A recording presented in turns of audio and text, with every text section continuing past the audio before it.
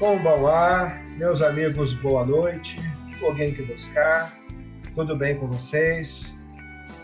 Hoje a gente vai fazer um pequeno à parte, mas ainda no assunto de método, no assunto de sociologia. Vamos falar um pouquinho sobre positivismo e sobre Comte. Augusto Comte foi um filósofo positivista que inspirou alguns brasileiros na promoção da proclamação da República. Eles escreveram a frase da bandeira nacional, ordem e progresso, pensando na ideologia de Comte, o qual via a ordem e o progresso do homem e da sociedade a partir do conhecimento. Então, a expressão ordem e progresso é o lema político do positivismo, forma abreviada do lema positivista, que diz o seguinte: o amor por princípio e a ordem por base, o progresso por fim. O seu significado é: o amor deve sempre ser o princípio de todas as ações individuais e coletivas. Um detalhe interessante para vocês observarem é que ordem e progresso sempre escrito em verde e não em preto. Representa, segundo os românticos, a natureza. Mas é bom lembrar que é a cor do brasão da família Bragança, a qual pertencia a Dom Pedro I. O progresso é o desenvolvimento da ordem. Isso foi dito por Comte. Então, duas das máximas mais importantes de Augusto Comte demonstram claramente algumas das ideias básicas da doutrina positivista e a sua influência na construção do Brasil republicano. Então, novamente, o positivismo é uma corrente filosófica que surgiu na França no início do século XIX e que defende a ideia que o conhecimento científico seria a única forma de conhecimento verdadeiro, porque a partir desse saber pode-se explicar coisas práticas, como as leis da física, das relações sociais e da ética. E não tem como falar de positivismo sem falar de sociologia, porque Comte, com o positivismo, funda a sociologia, que a princípio recebeu o nome de física social. Então, sua função seria compreender as condições constantes e imutáveis da sociedade, ou seja, a ordem, e também as leis que regiam o seu desenvolvimento, ou seja, o progresso. Então, uma coisa lá longe, mas que está aqui muito perto de nós, é importante saber disso. Qual que é o dogma fundamental do positivismo? Só o sensível é o objeto do conhecimento. Só o sensível é real. Então, de sua natureza, o homem está condenado a ignorar tudo que ultrapassa a ordem empírica. Qualquer investigação que pretenda levar-se acima dos fatos, indagando-lhes a origem, o fim e as causas, está de antemão condenada à irremediável esterilidade. Então, no estudo dos fenômenos e no descobrimento das relações invariáveis de semelhança e sucessão que os ligam, cifra-se toda a nossa atividade intelectual. A metafísica é impossível. Possível é só a ciência positiva. E ele então cria o que chama de Lei dos Três Estados. A Lei dos Três Estados é considerada como a lei fundamental de sua teoria e rege o modo de pensar da humanidade.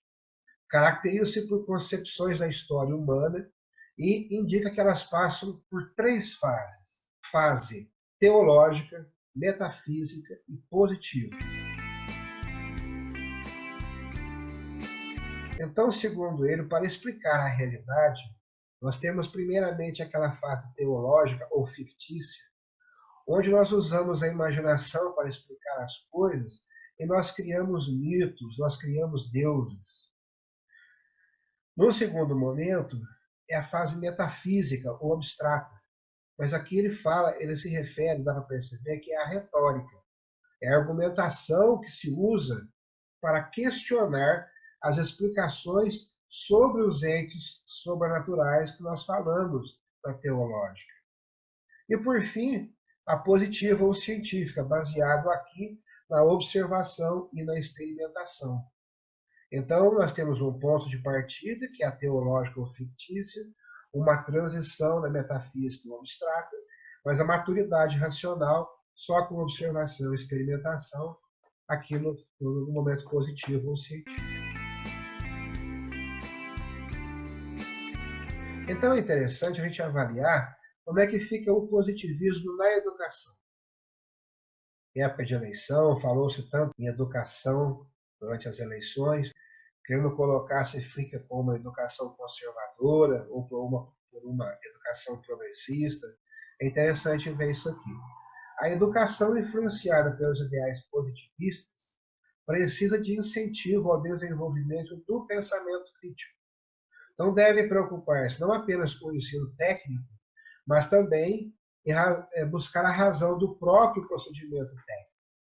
Então, de vez em quando, a gente vê um movimento, não, tem que colocar mais escolas técnicas, e houve um tempo, alguns anos atrás, eu até acompanhei isso, mas aí o pessoal dizia, mas como é que eles vão dar aula, como é que esse pessoal vai desenvolver o pensamento crítico?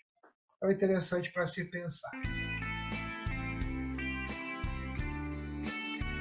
E vamos falar um pouquinho sobre o positivismo e o militarismo, porque vai ficar mais perto da nossa área.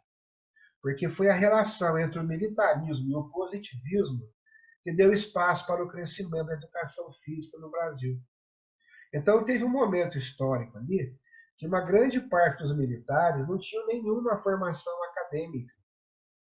E aí o Exército, percebendo isso, buscando modernização e profissionalização, ele começou a preparar seus profissionais na área que viria a ser conhecida como educação física, com resultados muito mais políticos do que científicos por conta da igreja. E também maior interesse político do que profissional, tanto que culminou isso aí na revolta da vacina. Aquele lixo do Rio de Janeiro, aquela falta de saneamento, gerou febre amarela, peste bubônica, varíola, e aí quiseram forçar uma vacinação, que é uma vacinação obrigatória. Houve um movimento lá contra uma rebeldia.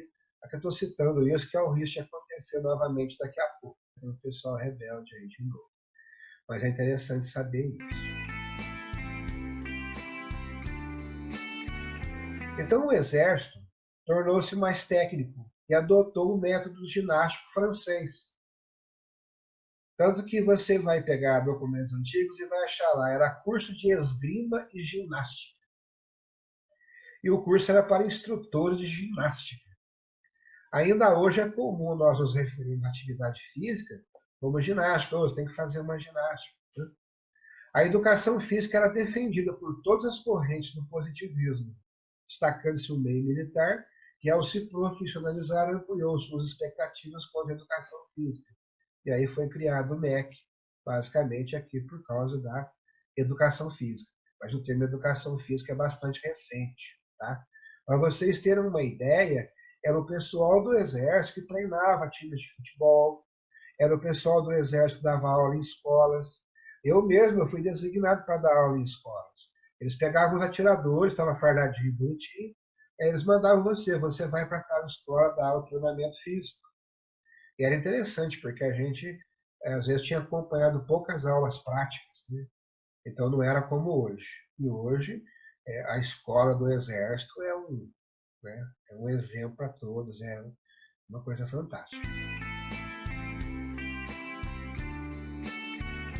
Então teve pensadores que afirmaram que o Brasil acabou constituindo uma leitura positivista própria devido aos debates ecléticos que aconteciam e críticas por mudanças.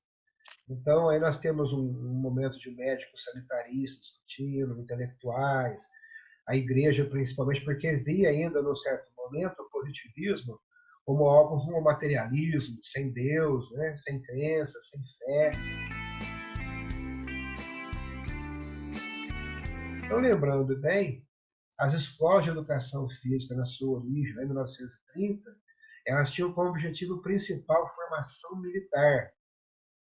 E aí nós temos estudiosos, em 2004, por exemplo, já tinha várias discussões que existiam duas fases da educação física brasileira. E aí um estudioso colocou que não, nós já temos 5 fases. Temos a fase higienista, como eu falei lá, tem a ver com a vacinação, com saúde. A fase de militarização militar, a pedagogização, competitivista e a popular.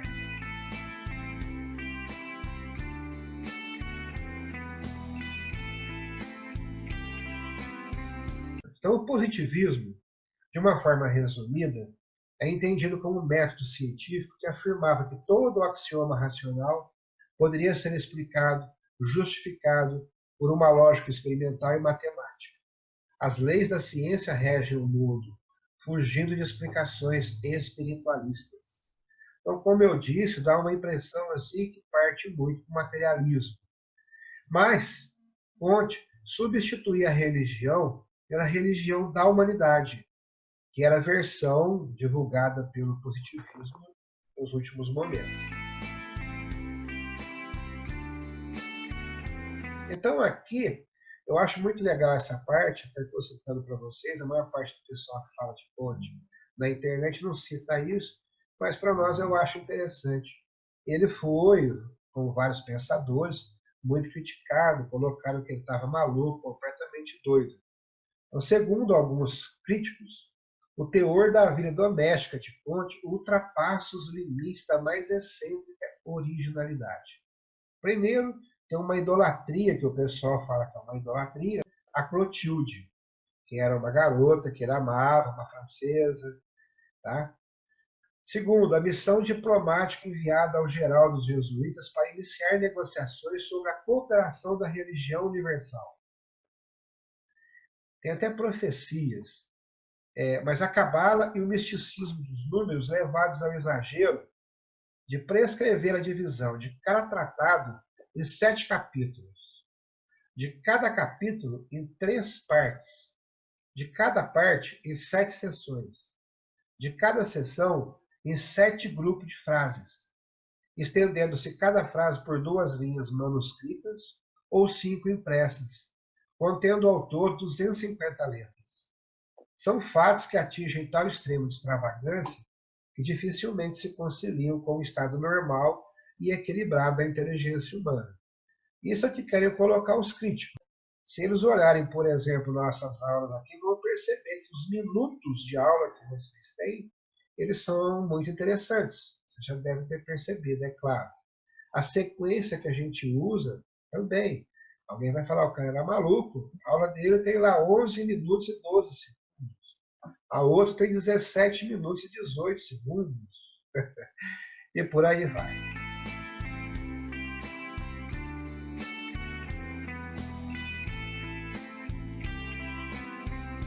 Então é tão interessante, quando eu estive viajando pela Argentina, eu vi uma construção bastante bonita, e eu parei para olhar, e era uma igreja positivista. Como assim? E aí eu entrei e olhei, ao invés de imagens de santos, por exemplo, tinha quadros assim com grandes nomes da humanidade, Aristóteles, mais recente Isaac Newton, uma série de coisas assim. Aquilo me chamou muita atenção, eu fotografei, era proibido fotografar e tal, mas acho que eu tenho alguma foto. Se eu achar, eu posto para vocês. Mas o Brasil também tem igreja, né, positivista e tal. Então ficou difícil de criticar sobre a visão anterior e fácil de criticar agora de uma outra forma, porque de repente aparece a ideia de uma igreja. Então é muito interessante, porque eles falam que ele gostava demais da Clotilde, e ele queria se casar com ela, mas era permitido o divórcio na França, foi proibido, e como ela já era casada, ele teria que se divorciar para que ele se casasse. E aí, depois de um bom tempo namorando à distância, através de cartas, ela morre. Parece que com apenas 31 anos de idade, tuberculose, que era muito comum na época, e então ele fica muito mal. Então o pessoal aproveitou para esse fato para falar que ele ficou maluco por causa dela. Então a igreja dele tinha a ver com isso, ele colocava ela como uma deusa. Mas não é bem isso, não. Na realidade, ele proclama uma divindade feminina. Essa divindade feminina é a humanidade. Então essa é a sua grande musa, entendida como a maior expressão possível de dignidade. A mulher, aliás, seria extremamente valorizada pelos religiosos positivistas, porque eles entendiam que ela tinha uma certa superioridade com relação ao homem, porque ela era capaz de se conduzir apenas pelo amor. Sentimento à cultura do positivismo atribuía grande valor, e tanto que na nossa bandeira está lá, né? O amor por princípio, a ordem por base, o progresso por fim. Na questão racial também, os religiosos seriam ainda mais ousados, porque eles afirmavam um apoio aos negros pela liberdade, e eles estiveram entre os que mais combateram a escravidão e foram a favor da abolição. Eles chegaram até a expulsar adeptos do grupo que se recusavam a se desfazer de seus escravos.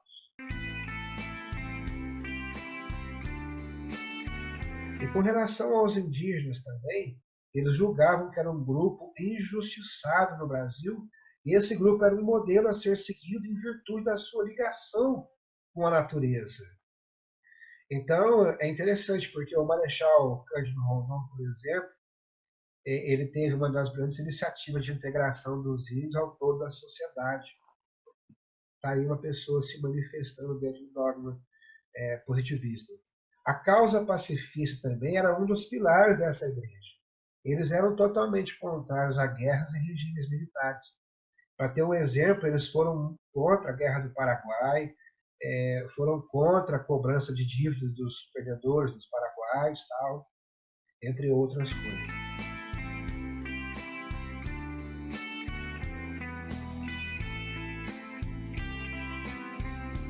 E a preservação ambiental é uma outra coisa interessante, porque na época isso existia na mente do povão, né?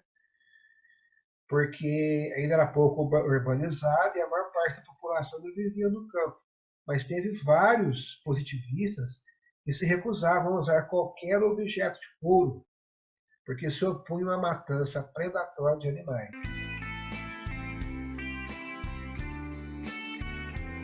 Então essa igreja, falando assim, você vai falar, caramba, tinha um monte de coisa, né, interessante. Mas como você ia esperar naquela época, principalmente, ela foi definida por muitos como sendo uma criação de lunáticos ou sonhadores sem nenhuma conexão com o mundo real. Mas vamos pensar o seguinte, se ao invés do relativo esquecimento histórico, né, a igreja tivesse expandido na mentalidade nacional e levado isso adiante, em que pé será que nós estaríamos hoje? Né? Muito interessante para pensar. Agora eu não vou aprofundar ainda não, isso aqui é mais para frente, mas só para vocês pensarem um pouquinho, vamos dar aqui uma dica, uma diretriz sobre o positivismo e a arte marcial. Porque o positivismo é aquele conhecimento certo, não sei o que, não sei o que. E aqui nós temos duas nuances para vocês pensarem. Hoje, eu já falei que hoje nós estamos no primeiro momento da história em que essa geração que está aí vai ter um QI inferior dos pais. Quem não viu, olha aquela aula anterior. Então hoje o pessoal quer aprender a nadar sem precisar entrar na água. E um pensamento já antigo é aquilo, se a gente chega na porta da academia, olha, tem muitos alunos, opa, o professor deve ser bom. Então olha bem, né? Você parte de observação e corre alguns riscos aí. A pessoa vai treinar porque ela quer fugir da dor, mas lá ela descobre que o combate é uma adaptação constante a novas dificuldades. E novas dificuldades são dores. A propaganda, o negócio, digamos assim, das artes marciais trouxe consigo para a nossa época um fenômeno muito curioso. Para se ter mais alunos e mais dinheiro, foi necessário modificar os métodos de treino. Olha bem, falamos de método de treino, olha até o que vai influenciar a sociedade. De forma a ter menos ou nenhum contato. a ter mais espetáculo, tá mais show. Tem um marketing agressivo. Falar mal do outro praticante da outra escola é um dos exemplos. Menos ou nenhuma validação dos conteúdos. Introdução de graduações como forma de recompensa e muitas vezes até sem exame. Então, procura-se remover fatores negativos, acentuar os positivos, e isso atrai muita gente. E aí tem um lado social, que é fator decisivo também, que é o fator lei. Por quê? Todas as leis vão no sentido de proibir o uso das armas e tem fortes restrições à capacidade de luta de cada um.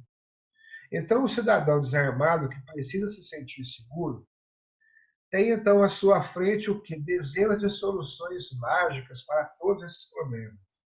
E hoje, na época de pandemia, principalmente, os instrutores têm procurado descobrir, usando a imaginação, como é que vai colocar esse produto que o aluno procura. Então, o que acontece? A maioria das aulas que se oferecem hoje em dia tiram proveito de todos esses fatores e junto tudo isso um método de divulgação que fica assim com uma cara de científico, de positivista. Então, tudo que se treina na aula é criticado, digamos assim, por um certo grupo.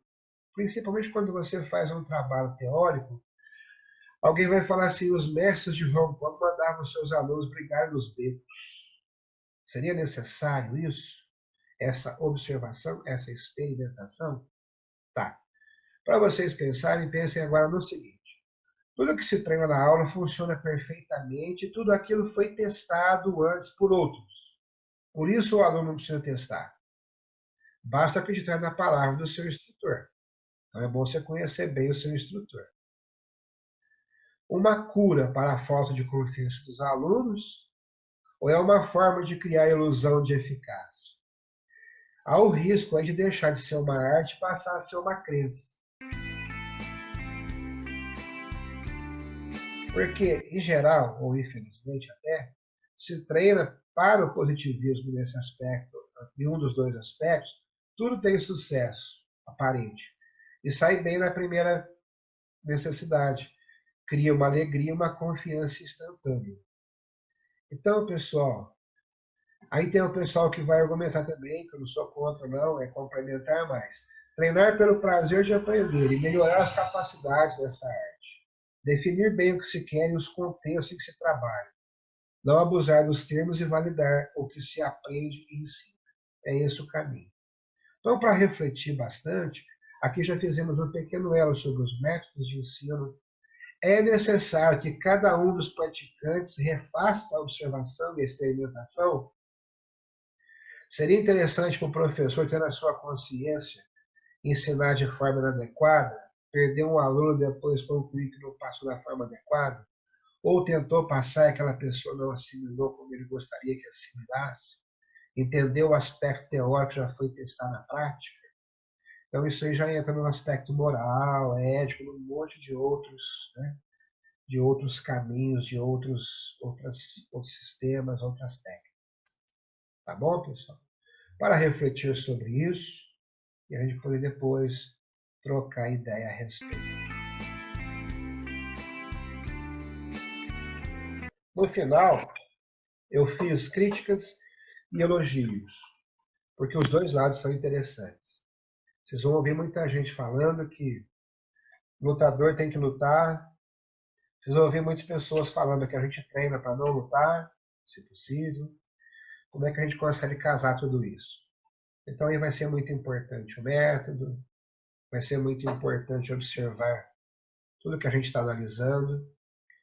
De preferência, quando eu chegar a fazer a síntese, você já tem as soluções, já tem as respostas, já tem uma ideia bem clara. Ok, meus amigos? Muito feliz com a presença de todos vocês aqui. Espero vê-los amanhã no nosso treinamento prático. Uma boa noite, um bom descanso. Oyasu Minasai. Oyasu Minasai. Vida longa e próspera, com muita saúde, paciência e perseverança. Boa noite, pessoal. Boa noite. Até mais.